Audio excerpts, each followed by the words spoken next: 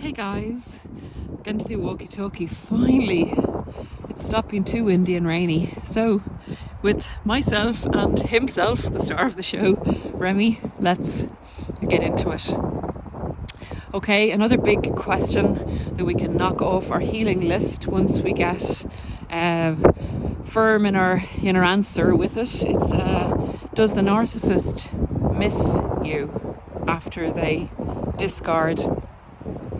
And this can apply to people who have discarded the narcissist as well, or have let them go and maybe let the narcissist back in, because they will eventually get discarded then by the narcissist. As we know, it's always a race to the discard for the narcissist to maintain a sense of control or an illusion of control. Okay, I'm going to be really hard and truthful with you guys, but I think you'll appreciate it at the end, so stick with it, please. The narcissist, when he or she is leaving us, is discarding us, is actually in an elated state.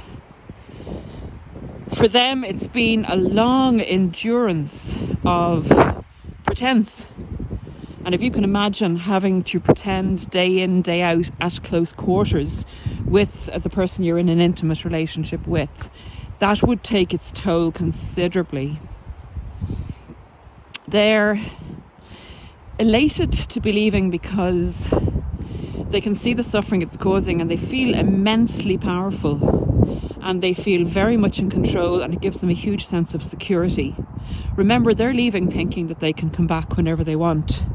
They feel they've locked you down, you're secure, and you're going to stay there. And a lot of the time it's right if we don't get the knowledge about narcissistic abuse. A lot of us are waiting there for them to come back and pick us up again and play with us and put us down again, etc., etc. So they definitely have someone else in mind if they're leaving us. Now, we may have preempted the discard by copying onto them, and they may be discarding us earlier than they had planned to. So they may not have fully embedded their new person, their new supply, but they definitely will have one, if not two or three people in mind for the promotion to our position as their A-grade primary source of narcissistic fuel. Okay, the other thing is that when they're leaving us and we ask, does the narcissist miss us?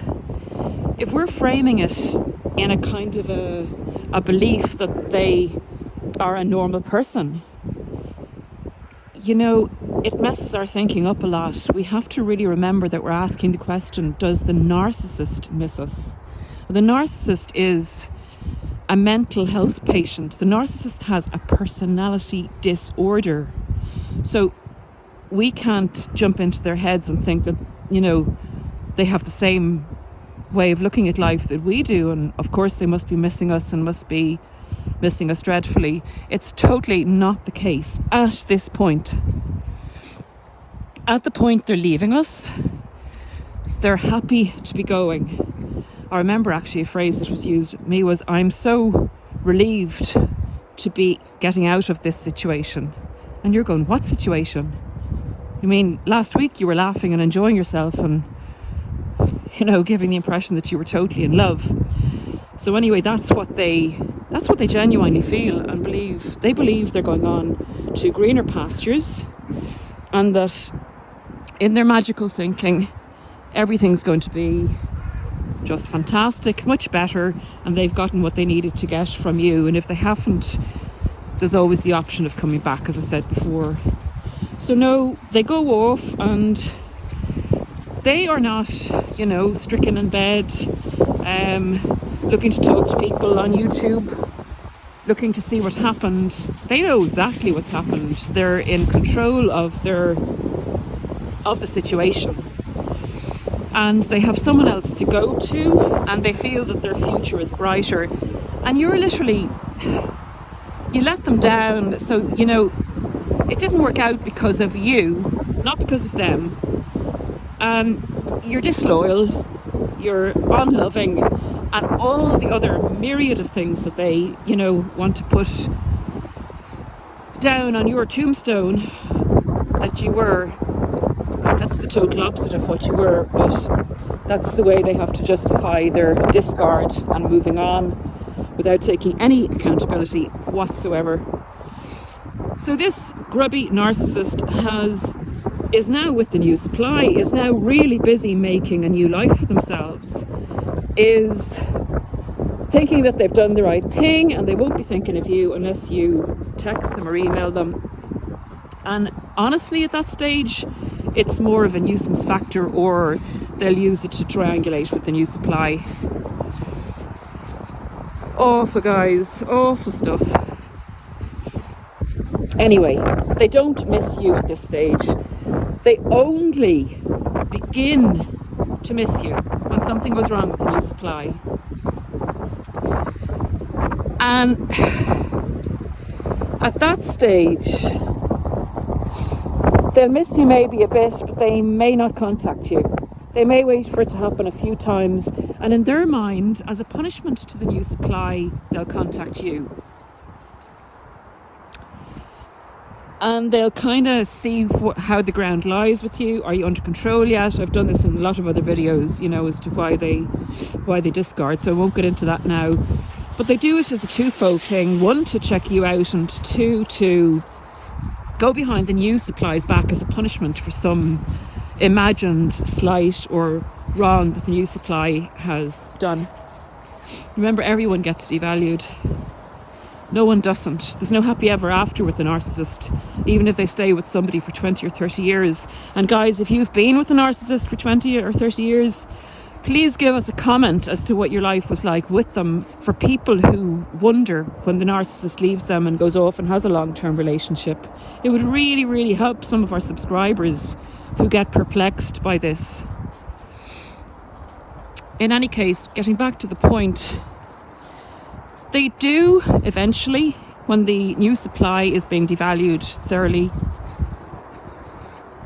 get into a state where they miss you.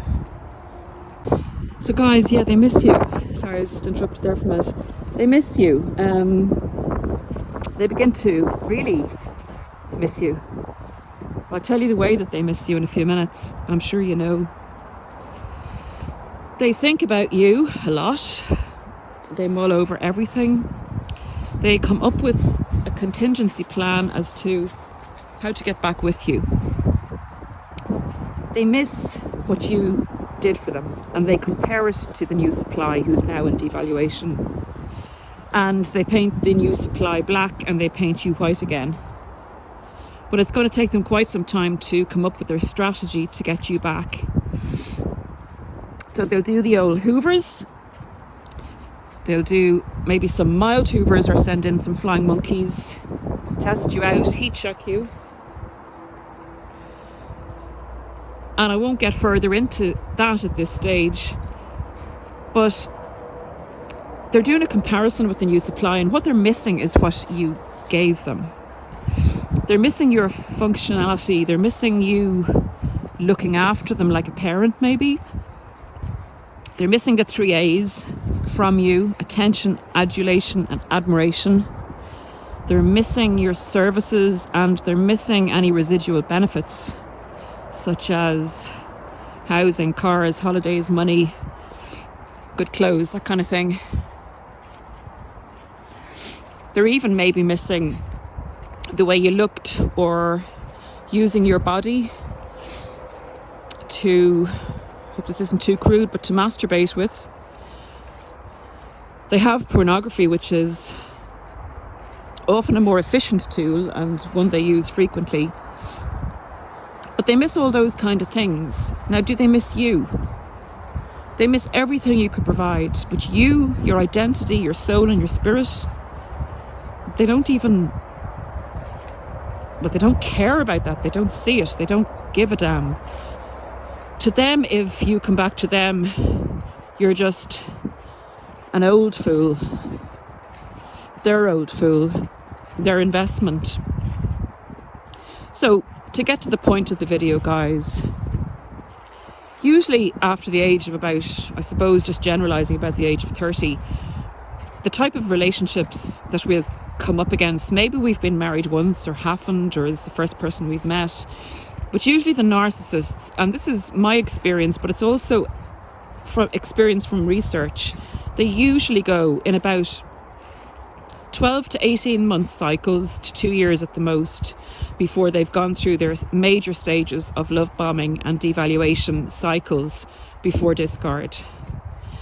So if you're looking to know when they start to miss you or what the time scale is, it's usually the same as the time scale when they started to devalue you and they were looking for a new supply at that stage as a contingency plan. They won't fully readily admit it to themselves in a way, but subconsciously they look for a contingency plan to escape each cycle and each relationship. Now, they may miss you more than they've missed anybody else, but it will be because of what you provided for them and how you made them feel. They'll also get back with you and discard you in a flash, again in this childlike, magical thinking, dreamlike state where they think someone else is better that comes along. Or they'll go back to you if they haven't got everything they think that they came for in the first place. So, no, they don't miss you initially. They couldn't give a flying damn about you. You become irrelevant to them. They totally obliterate you from their minds, and if they do happen to think about you, they distract themselves with something else. Their narcissism won't let them feel emotion towards you. It protects them against that. It won't let them attach to anyone. That's the conclusion, guys. They eventually do miss you, but it's not you and your essence and your total beauty. It's how you make them feel. So without labouring the point anymore, guys, I hope you've enjoyed this walkie-talkie, and that concludes the video on Does the Narcissist Miss You? Like and subscribe, guys, if you liked what I had to say there. And I'm going to do another walkie-talkie now today, so I'll just end this one for now. Thanks a lot. Take care, guys. Bye.